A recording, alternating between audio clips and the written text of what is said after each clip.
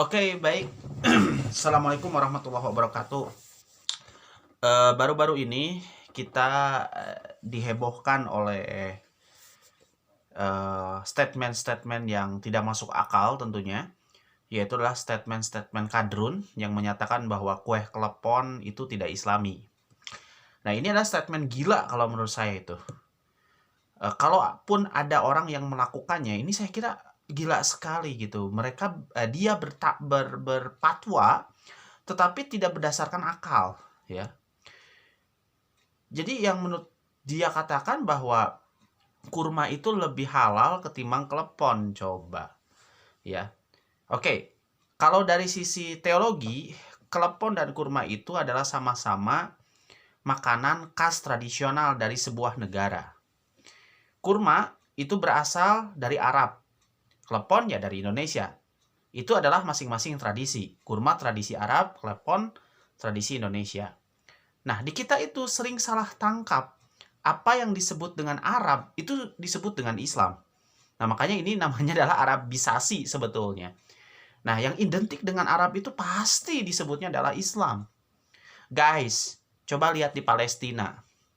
Palestina itu tidak semuanya Muslim, ada juga yang Kristen.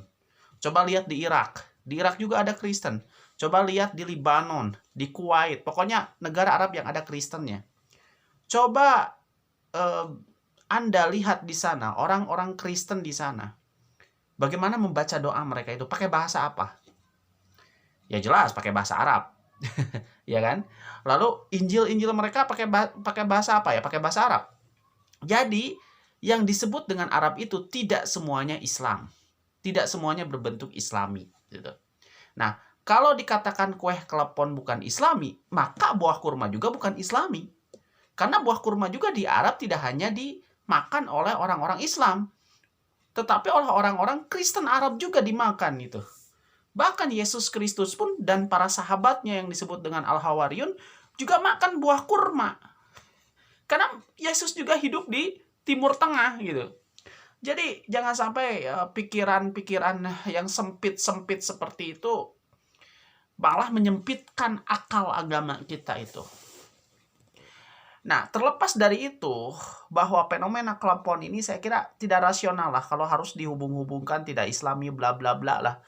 Tapi yang jelas klepon itu adalah makanan khas tradisional Indonesia yang sangat halal.